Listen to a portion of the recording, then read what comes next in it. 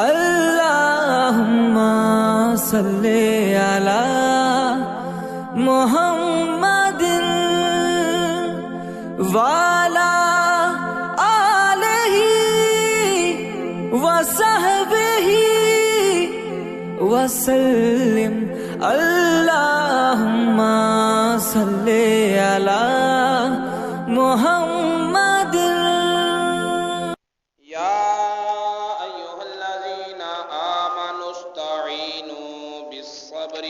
والصلاة إن الله مع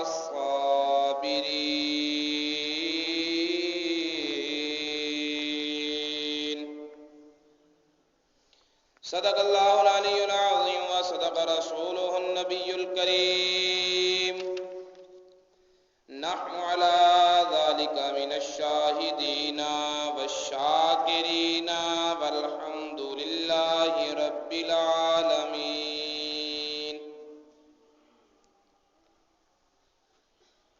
قال الله تبارك وتعالى في القرآن المجيد والفرقان الحميد في شان حبيب الرحمن الرحيم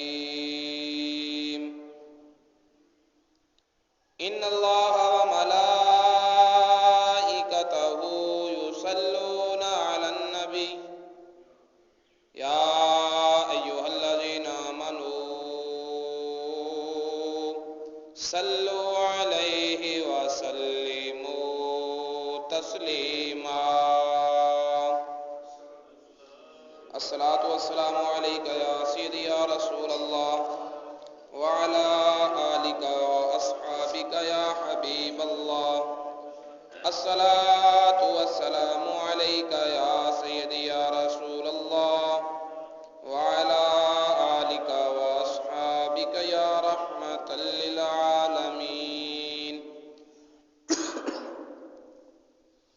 اللهم صل وسلم وبارك على سيدنا ومولانا محمد کریم الآباء والأمہات وعلى آلہ وأصحابہ وأولیاء امتہ وعلماء ملتہ وأمتہ اجمعین عدد کرمک یا کریم یا کریم یا کریم یا کریم جی کردائے دردانوں دنیا تے کھلار دیاں جی کردائے دردانوں دنیا تے کھلار دیاں یا حسین تیرے غم تو غم دنیا دیوار دیاں یا حسین تیرے غم تو غم دنیا دیوار دیاں جی کردائے دردانوں دنیا تے کھلار دیاں اکبر نو فدا کر کے سید نے کیا مولا اکبر نو فدا کر کے سید نے کیا مولا لکھاں اکبر جے ہور ہوون لکھاں اکبر جے ہور ہوون تیرے نام تو وار دیاں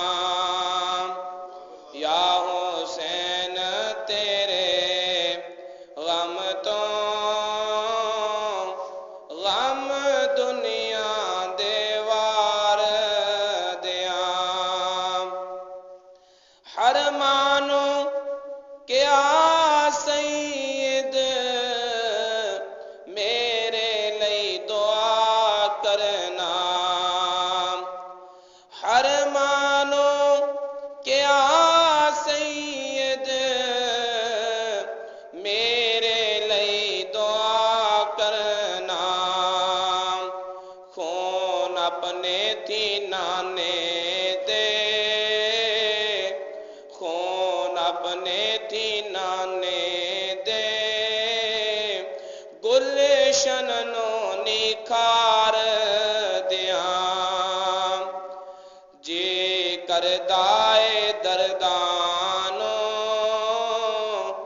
دنیا تے کھلار دیاں یا حسین تیرے غم تو غم دنیا دیوار دیاں۔ اللہ تعالیٰ کی حمد و ثنا کے بعد اللہ تعالیٰ کے پیارے حبیب خدا تاجدار بدتوحا قبلہ کونین سرکار دو عالم نور مجسم حبیب کبریا محمد مصطفیٰ صلی اللہ تعالی علیہ وآلہ وسلم کی پاک بارگاہ بے کس پناہ میں ہدیہ درود و سلام پیش کرنے کے بعد حاضرین محترم، ماہ محرم الحرام کے غمناک دن گزر رہے ہیں۔ حضرت امام علی مقام امام حسین رضی اللہ تعالی عنہ، آپ کا کردار، آپ کی سیرت، آپ کی شجاعت اور آپ کی شہادت اور شہادت کے اغراض و مقاصد پوری دنیا انسانیت کے لیے مشعل راہ ہیں، مینارہ نور ہیں۔ ذکر امام علی مقام ہو اور پھر نماز کا ذکر نہ ہو، یا نماز کے مسائل اور باریکیوں پیچیدگیوں پر گفتگو ہو اور امام حسین علیہ السلام جیسے نمازی کا خیال نہ آئے، یہ دونوں چیزیں ملتی جلتی نہیں ہیں۔ آل رسول کا ذکر تو نماز میں بھی درود ابراہیمی کی شکل میں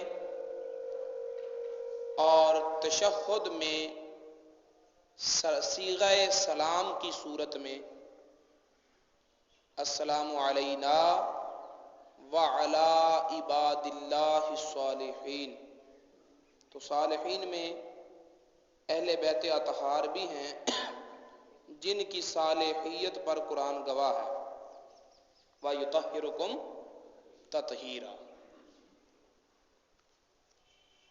ہمارا موضوع نماز جو مقام فاتحہ پر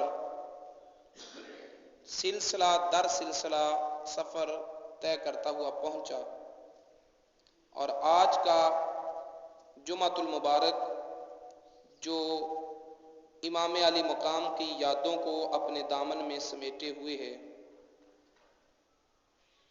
سلسلہ وار موضوع اور مختصر حال کا تقاضا نبھاتے ہوئے مختصر وقت میں اپنی معروضات کو پیش کرنے کی کوشش کروں گا۔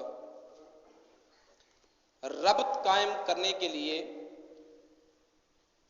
سورہ فاتحہ کا تعارف ہماری گفتگو کا موضوع تھا کہ سورہ فاتحہ کو فاتحہ کا نام دیا جاتا ہے، اس کے علاوہ دیگر اسماء بھی ہیں اس سورت کے، لیکن فی الوقت ہمارا موضوع گفتگو یہ ہے کہ سورہ فاتحہ کو فاتحہ کا نام کیوں دیا گیا۔ تو فاتحہ فتح سے بنا، فتح چند معانی میں استعمال ہوتا ہے۔ پہلا معنی ہے مشکلات اور مغلقات کا زائل ہو جانا، ازالۃ اغلاق والاشکال، جیسے اذا جاء نصر اللہ والفتح، تو یہاں فتح سے مراد ہے مشکلات کا ہٹ جانا۔ اور دوسرا فتح کا دوسرا معنی ہے ازالہ رنج و غم، رنج اور غم آلام جو قلبی کیفیات ہیں جن کی وجہ سے ایک طرح کا دل منقبض ہوتا ہے، اس کیفیت کا ہٹ جانا، ختم ہو جانا، زائل ہو جانا، اسے بھی فتح کہتے ہیں۔ جیسے قرآن پاک میں ہے لو ان اہل القری آمنوا واتقوا لفتحنا علیہم برکات من السماء والارض، تو یہاں فتحنا غم اور رنج کو دور کرنے کے معنی میں استعمال ہوا ہے۔ تو سورہ فاتحہ کو فاتحہ اس لیے کہتے ہیں کہ اس سورت کی وجہ سے، برکت سے مشکلات ختم ہو جاتی ہیں، رکاوٹیں دور ہو جاتی ہیں، رنج و الم چھٹ جاتے ہیں، اس لیے سورت کو فاتحہ کا نام دیا جاتا ہے۔ تیسرا فتح کا معنی ہے فتح علوم و ہدایات، علوم اور ہدایت کے دروازے کھلنا، علم اور ہدایت کا نصیب ہونا، اسے بھی فتح کہتے ہیں۔ قالوا اتحدثونہم بما فتح اللہ علیکم لیحاجوکم بہ، سورہ بقرہ کی آیت نمبر 76 کا حصہ۔ تو یہاں فتح اللہ علیکم کا معنی یہی ہے کہ جس علم کا دروازہ خدا نے تم پر کھولا ہے، تم وہ علم ایمان والوں کو کیوں دیتے ہو؟ یہودی آپس میں باتیں کرتے تھے۔ اس علم سے مراد نبی پاک صلی اللہ علیہ وسلم کی نشانیاں، علامتیں اور ان کی سچائی کے قرائن، آثار تھے۔ عندہ مفاتح الغیب، یہاں بھی مفاتح، مفتاح فتح سے بنا ہے، یہاں بھی علوم و ہدایت کے دروازے کھلنا یا کھولنے والا آلہ، چابی مراد ہے۔ چوتھا معنی ہے فتح کا غلبہ و تسلط۔ فتح کا ایک معنی چوتھا کیا ہے؟ غلبہ و تسلط۔ جیسے سورہ فتح میں اللہ رب العزت ارشاد فرماتا ہے انا فتحنا لک فتحا مبینا، بے شک ہم نے تمہارے لیے روشن فتح تمہیں عطا فرما دی ہے، ہم نے تمہیں روشن فتح عطا فرما دی ہے۔ انا فتحنا لک فتحا مبینا، بے شک ہم نے اے محبوب تیرے لیے روشن فتح لکھ دی ہے، تجھے عطا کر دی ہے۔ تو فتح کا معنی ہے غلبہ پانا، تسلط۔ جیسے سورہ بقرہ میں آیت نمبر 89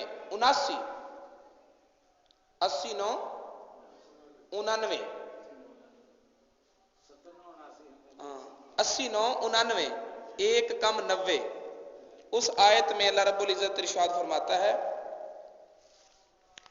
وَقَانُوا يَسْتَفْتِحُونَ مِنْ قَبْلُ، اے محبوب اب یہ لوگ جو تیرا انکار کر رہے ہیں، جھٹلا رہے ہیں تجھے، جب تو ان میں نہیں آیا تھا، جب تیری خبریں انہوں نے اپنے نبیوں سے سنی تھی، تیرا چرچا سنا تھا، اس وقت تو ان کا یہ عالم تھا کہ جب انہیں دشمن کے ساتھ جنگ کرنے کی نوبت پیش آتی تو وَقَانُوا مِن قَبْلُ يَسْتَفْتِحُونَ عَلَى الَّذِينَ كَفَرُوا، تیرا نام لے کر یہ مجھ سے فتح مانگتے تھے، تیرے نام کا واسطہ ڈال کر مجھ سے فتح مانگتے تھے۔ کون سی فتح؟ دشمن پر غلبہ پانے کی، دشمن پر تسلط حاصل کرنے کی دعا مانگتے تھے۔ تو یہاں بھی یستفتحون، فتح مانگتے، تو یہاں فتح سے مراد غلبہ اور تسلط پانا ہے۔ اور سورہ فتح میں بھی وہی مراد ہے کہ اے محبوب انا فتحنا لک فتحا مبینا، بے شک ہم نے تجھے روشن فتح عطا فرما دی۔ اور یہاں یہ بات قابل توجہ ہے کہ یہ سورت کب نازل ہوئی؟ صلح حدیبیہ کے موقع پر۔ یہ سورہ فتح کب نازل ہوئی؟ صلح حدیبیہ کے موقع پر۔ اور یہ کیسا موقع ہے کہ جب نبی پاک صلی اللہ تعالی علیہ وسلم اپنے صحابہ کرام کو ساتھ لے کر مکہ معظمہ کی طرف چل رہے ہیں عمرہ کرنے کے لیے، عمرہ کرنے کی غرض سے۔ تو ابھی عصفان کے پاس پہنچے، حدیبیہ ایک کنویں کا نام ہے، 6 ہجری کا واقعہ، 1400 صحابہ ساتھ ہیں۔ عصفان کے مقام پر پہنچے تو پتہ چلا کہ مکے کے جو مشرکین ہیں وہ جنگ کرنے کو تیار ہیں اور اس بات پر مصر ہیں کہ ہم محمد صلی اللہ تعالی علیہ وسلم اور ان کے ساتھیوں کو شہر مکہ میں داخل نہیں ہونے دیں گے، شہر مکہ میں داخل ہونے نہیں دیں گے۔ نبی پاک صلی اللہ تعالی علیہ وسلم نے اپنے صحابہ کرام کو فتح کی خوشخبری سنا رکھی ہے۔ جب سے مدینہ سے یہ سلسلہ سفر لشکر 1400 صحابہ کا قافلہ چلا ہے، تب سے لے کر بے شمار معجزات کا ظہور ہو رہا ہے قدم قدم پر۔ صحابہ کرام خوش ہیں کہ ہم شہر مکہ میں داخل ہوں گے، کیونکہ نبی پاک صلی اللہ علیہ وسلم نے خواب میں دیکھا ہے کہ اپنے صحابہ کرام شہر مکہ میں داخل ہیں اور طواف کر رہے ہیں۔ صحابہ کو یقین ہے کہ ہم شہر مکہ میں داخل ہوں گے، ہم عمرہ کریں گے اور کامیاب و کامران واپس لوٹیں گے۔ لیکن جب حدیبیہ کے مقام پر پہنچے تو وہاں صورتحال مختلف ہو گئی، صورتحال بالکل برعکس ہو گئی۔ وہاں پر ایسی شرطیں مان کر صلح کی جو کوئی بھی خوددار آدمی دشمن کے مقابلے پر تسلیم کرنے کے لیے تیار نہیں ہوتا۔ شرطیں کیا ہیں کہ اس سال مسلمان واپس جائیں، نبی پاک صلی اللہ علیہ وسلم وہ بھی واپس جائیں، آپ کے صحابہ بھی واپس جائیں۔ آئندہ سال عمرہ کرنے کی اجازت ہوگی، 3 دن رہنا ہے، 3 دن سے زیادہ قیام کی اجازت نہیں ہوگی، اور شہر مکہ میں داخل ہو کر مسلمان اپنی تلواروں کو نیام میں رکھیں گے، ہاتھ میں نہیں پکڑیں گے۔ 3 دن سے زیادہ اجازت نہیں، وہ بھی اگلے سال، وہ بھی آئندہ سال۔ اور اس دوران جو کوئی مکے کا رہنے والا کافر مسلمان ہو کر مدینہ چلا جائے تو مسلمانوں پر لازم ہوگا کہ وہ اس کافر کو واپس مکہ میں بھیجیں، اور اگر کوئی مسلمان مرتد ہو کر مدینہ سے مکہ آتا ہے تو مشرکین مکہ اسے مسلمانوں کی طرف واپس نہیں کریں گے۔ یہ کیسی شرط ہے کہ اگر ہمارا آدمی تمہارے پاس آ گیا تم واپس کرو گے، اور اگر تمہارا آدمی ہمارے پاس آ گیا تو ہم واپس نہیں کریں گے۔ تو یہ ساری شرطیں نبی پاک صلی اللہ علیہ وسلم نے تسلیم کی۔ صحابہ کرام کے دل ٹوٹ گئے، صحابہ کرام پژمردہ ہو گئے، چہرے جو ہیں وہ اداس ہو گئے۔ خود حضرت عمر فاروق رضی اللہ تعالیٰ عنہ کی کیفیت جو تھی وہ آپے سے باہر تھی۔ بار بار کبھی نبی پاک صلی اللہ علیہ وسلم کے پاس آ کر پوچھتے، یا رسول اللہ کیا ہم حق پر نہیں؟ ہاں عمر ہم حق پر ہیں، کیا اسلام سچا دین نہیں؟ ہاں عمر سچا دین ہے۔ تو یا رسول اللہ یہ کیسی شرطیں مانی جا رہی ہیں؟ جواب مل رہا ہے، عمر جو میں جانتا ہوں وہ تو نہیں جانتا، جو میں جانتا ہوں وہ تم۔ کبھی عمر فاروق رضی اللہ تعالیٰ عنہ ابو بکر صدیق کے پاس جا رہے ہیں اور ان سے پوچھ رہے ہیں، ابو بکر صدیق کیا ہم حق پر نہیں؟ ہم حق پر ہیں. کیا اسلام سچا دین نہیں؟ ہاں سچا دین ہے. تو فرمایا یہ پھر کیا ہو رہا ہے؟ تو ابو بکر صدیق بھی یہی جواب دے رہے ہیں، عمر اللہ اور اللہ کا رسول زیادہ بہتر جانتے ہیں. سارے صحابہ کی حالت یہ ہے کہ یہ کیسی فتح ہے، یہ کیسی کامیابی ہے، یہ کیسا معاملے کی تہ تک پہنچنا ہے، اور کیسی صلح ہو رہی ہے، اور کیسی شرطیں تسلیم کی جا رہی ہیں. لیکن وقت نے بتایا کہ جو اللہ کے رسول نے فیصلہ کیا وہی درست تھا. اس فتح سے بظاہر تو تلواریں جھک گئیں، لیکن مشرکین اور کافرین کے جو دل تھے وہ کٹ گئے. بظاہر سر جھکے اہل اسلام کے، لیکن در حقیقت دل فتح ہو گئے اہل کفر و شرک کے. پھر یہی فتح تھی، یہی حدیبیہ تھی، یہی صلح تھی کہ جس کے ظاہری اثرات کچھ اور تھے، جس کے باطنی اثرات کچھ اور تھے.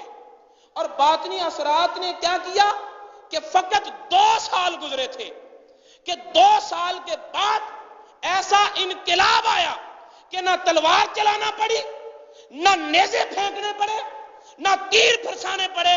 بغیر تیر و تلوار کے شہر مکہ جو تھا وہ فتح ہو گیا.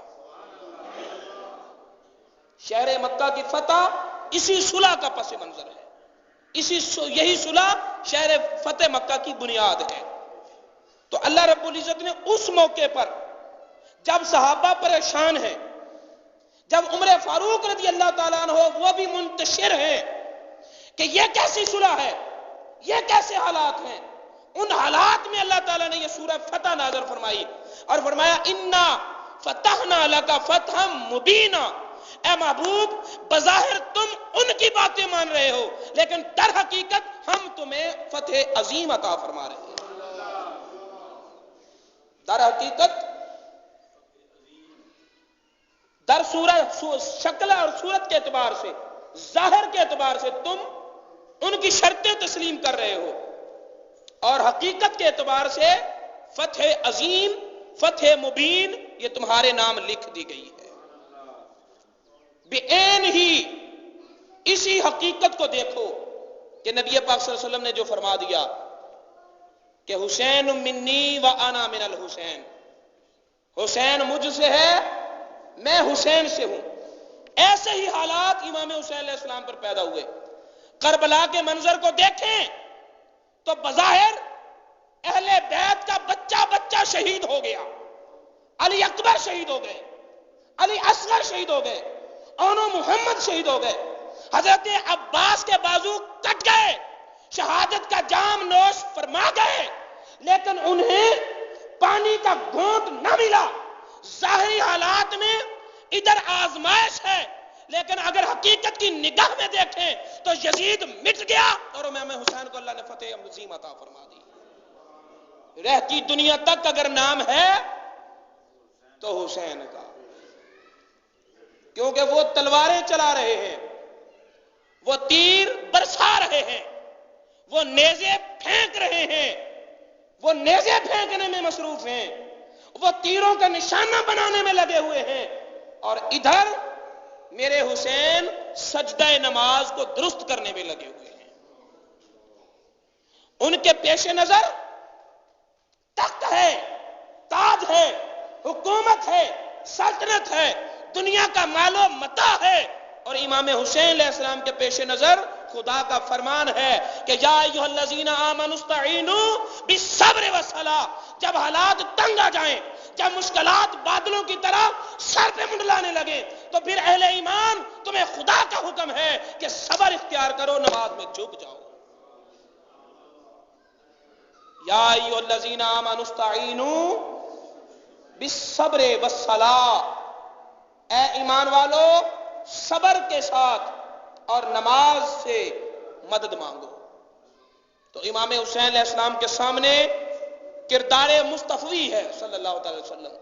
نبی پاک صلی اللہ علیہ وسلم جب پریشان ہوتے، رنجیدہ خاطر ہوتے، تو آپ نماز کی نیت باندھ لیا کرتے تھے، پریشان ہوتے تو نماز کی نیت باندھ لیا کرتے تھے۔ تو حضرت امام حسین علیہ السلام اسی سنت کو ادا کر رہے ہیں کہ ہر طرف پریشانیاں ہیں، مصائب ہیں، آلام ہیں، اور ایسے حالات میں نماز میں جھک کر بتا گئے، سر کو سجدے میں کٹا کر کہہ گیا زہرا کا لال، سر کو سجدے میں کٹا کر کہہ گیا زہرا کا لال، کچھ اگر ہے تو بشر کی آبرو سجدے میں ہے، کچھ اگر ہے تو بشر کی آبرو سجدے میں ہے۔ اے حسین ابن علی، تجھ کو مبارک یہ عروج، سر پہ قاتل آ چکا ہے اور تو سجدے میں ہے، سر پہ قاتل آ چکا ہے اور تو یا ایھا الذین آمنوا استعینوا بالصبر والصلاۃ، اے ایمان والو نماز سے مدد مانگو اور صبر سے مدد مانگو۔ پہلے صبر کا ذکر کیا اور پھر نماز کا ذکر کیا، پہلے صبر کا ذکر کیا اور اس کے بعد نماز کا ذکر کیا۔ دو چیزیں ہیں، ایک صبر ہے اور ایک نماز ہے۔ اگر امام حسین علیہ السلام کی زندگی کے دو حصے کیے جائیں، پہلے حصے کو دیکھو تو امام حسین علیہ السلام کی زندگی صبر سے بھرپور ہے۔ 8 سال کی عمر تو کائنات اور اپنی جان سے پیارے نانا کا وصال، 6 ماہ اور گزرے تو والدہ کا وصال، کچھ جوانی کو چڑھے تو باپ کا وصال، شہادت، اور پھر اپنے پیارے بھائی کی شہادت، حسن علیہ السلام کی شہادت۔ امام حسین علیہ السلام کی زندگی کی ابتدا کو دیکھو تو نانا وصال فرمائے، حسین صبر کر رہے ہیں، باپ ماں کی وصال ہوا، حسین صبر کر رہے ہیں، اور باپ کی شہادت ہوئی، حسین صبر کر رہے ہیں، پھر بھائی کی شہادت ہوئی، حسین صبر کر رہے ہیں۔ حسین کی زندگی کی ابتدا کو دیکھو تو صبر کر رہے ہیں، حسین کی زندگی کی انتہا کو دیکھو تو نماز میں گرے ہوئے ہیں۔ ابتدا کو دیکھو تو صبر کر رہے ہیں اور زندگی کی انتہا کو دیکھو تو نماز میں مصروف ہیں، سجدے میں گرے ہوئے ہیں۔ خداوند تعالیٰ نے قرآن کی عملی تفسیر امام حسین علیہ السلام کی زندگی کو بنا دیا۔ قرآن 2 حکم ہیں، ابتدا صبر سے، انتہا صلاۃ پر۔ حسین کی زندگی کے بھی 2 ہی پہلو ہیں، ابتدا صبر سے اور انتہا صبر پر۔ پھر اللہ رب العزت نے ارشاد فرمایا، ان اللہ مع الصابرین، ان اللہ، اگر نعمتیں ہوں اور بندہ نعمتوں پر شکر کرے تو نعمتوں پر شکر کرنے کا صلہ کیا ملتا ہے؟ اللہ رب العزت ارشاد فرماتا ہے، لئن شکرتم لازیدنکم، تم میرا شکر ادا کرو گے تو میں تمہیں اور نعمتیں دوں گا۔ تمہیں مال دیا ہے، تم میرے دیے ہوئے مال کا شکر ادا کرو، تمہیں اور مال دوں گا۔ تمہیں صحت دی ہے، صحت کا شکر ادا کرو، تمہیں اور صحت دوں گا۔ جو نعمت میں نے تمہیں دی ہے، تم میری نعمتوں کا شکر ادا کرو، تمہیں اور نعمتیں ملیں گی۔ نعمتوں کو شکر ادا کریں تو نعمتوں میں زیادتی ملتی ہے، اور اگر کوئی مصیبتوں پر صبر کرے تو پھر صبر کرنے والے کا انعام کیا ہے کہ نعمتیں دینے والا خود خدا ملتا ہے۔ نعمتوں کا شکر ادا کرنے والے، تو شکر ادا کر، تجھے نعمتیں اور زیادہ دوں گا۔ اور ادھر فرمایا ان اللہ مع الصابرین، اور مصیبتوں پر صبر کرنے والے تو صبر کر، میں خود تیرے ساتھ آ جاؤں گا، میں خود تجھے اپنی معیت عطا کروں گا۔ تو اب اگر کسی کے ذہن میں سوال ہو کہ علی مشکل کشا تھے تو اپنے بیٹے کی مشکلیں آسان کیوں نہ کی؟ ہو سکتی تھی مشکلیں آسان، مل سکتا تھا حسین کو پانی، لے سکتے تھے آب فرات کو بھی اور حوض کوثر کو بھی، لیکن انہیں نظر آتا تھا اگر میں نے آج نعمتیں مانگی، بندہ شاکر ہوں، عبدن شکورا ہوں، شکر گزاری کے صلے میں مجھے نعمتوں کی زیادتی ملے گی، لیکن مجھے نعمتوں کی کثرت نہیں چاہیے، مجھے نعمتیں دینے والے کا قرب چاہیے۔ یہی وجہ تھی کہ امام حسین علیہ السلام نے مصیبتوں کے ٹلنے کی دعا نہ مانگی، یہی وجہ تھی مولا علی کو پتا تھا میرے حسین پر آزمائش ہے، لیکن مصیبتوں سے ٹلنے کی دعا نہ مانگی۔ میرے نبی کو پتا تھا، جبریل امین نے خود بتایا، مٹی بھی لا کر دی نینوا کی، کربلا کی، لیکن میرے نبی نے حسین کی تقدیر کو نہیں بدلا۔ بدل سکتے تھے، اگر غوث کی دعا سے تقدیر بدل سکتی ہے تو مصطفیٰ کی دعاؤں سے بھی تقدیریں بدل سکتی ہیں۔ لکڑی لوہے کی تلوار بن سکتی ہے، ازلی بد قسمت بدبخت کلمہ پڑھ کر مسلمان ہو سکتے ہیں، کالے رنگ والے گورے ہو سکتے ہیں، اور کڑوے کنویں اگر کملی والے محبوب کے لعاب دہن کی برکت سے میٹھے ہو سکتے ہیں، جنگل کے بھیڑیے انسانوں کی طرح باتیں کر سکتے ہیں، تو حسین کی تقدیر بھی بدل سکتی تھی، لیکن اگر تقدیر بدلتی مقام بھی بدل جاتا۔ میرے نبی کو یہ گوارا نہیں تھا کہ میرے حسین کا مقام بدلے۔ فرمایا نعمتیں مل سکتی ہیں، لیکن نعمتوں کا شکر ادا کرنے کے صلے میں نعمتوں کی کثرت ملے گی۔ میں تو اپنے حسین کو خدا کی قربتوں میں دیکھنا چاہتا ہوں۔ فرمایا ان اللہ مع الصابرین، صبر کرنے والوں کے ساتھ، بول دیجئے صبر کرنے والوں کے ساتھ۔ سوال یہ پیدا ہوتا ہے، یا اللہ نماز کا بھی تو ذکر ہے، یہ کیوں نہیں کہا کہ اللہ نمازیوں کے ساتھ ہے؟ جب کوئی نماز پڑھتا ہے نمازی، تو کیا وہ خدا سے دور ہوتا ہے؟ نمازی جب نماز پڑھتا ہے خدا سے دور ہوتا ہے؟ سجدہ کرنے والا جب سجدہ کرتا ہے خدا کے قریب ہوتا ہے یا دور ہوتا ہے؟ لیکن یہ نہیں کہا کہ ان اللہ مع المصلین، ان اللہ مع الراکعین، ان اللہ مع الساجدین، یہ نہیں کہا، بلکہ فرمایا ان اللہ مع الصابرین، اللہ صبر کرنے والوں کے ساتھ ہے، اللہ صبر کرنے والوں کے ساتھ ہے۔ قدرت باری تعالی طالب حقیقت کو یہ جواب دیتی ہے کہ اگر کوئی طالب حقیقت سوال کرنا چاہے کہ اذان تو لشکر یزیدی میں بھی ہے، حسین کے خیمے میں بھی ہے، وضو ادھر بھی بن رہا ہے، وضو ادھر بھی بن رہا ہے، اذان کی آواز ادھر بھی گونج رہی ہے، اذان کی آواز ادھر بھی گونج رہی ہے، ادھر بھی رکوع قیام سجدے ہو رہے ہیں، ادھر بھی رکوع قیام سجدے ہو رہے ہیں، نمازیں ادھر بھی ہیں، نمازیں ادھر بھی ہیں، خدا کدھر ہے؟ تو خدا نے فرمایا قرآن پڑھو، قرآن کہتا ہے ان اللہ مع الصابرین، نمازیں نہ دیکھو، دیکھو صبر کدھر ہے؟ صبر حسین کے ساتھ ہے، خدا بھی حسین کے ساتھ ہے۔ صبر کربلا کے میدان میں حقیقت کو تلاش کرنا آسان ہو گیا کہ صبر حسین کے ساتھ ہے، نماز حسین کے ساتھ ہے، رکوع سجدہ حسین کے ساتھ ہے، خدا صبر والوں کے ساتھ ہے، جدھر صبر ہے ادھر خدا ہے۔ اللہ رب العزت کی بارگاہ میں دعا ہے کہ وہ ہمیں اسوہ حسینی پر قائم و دائم رہنے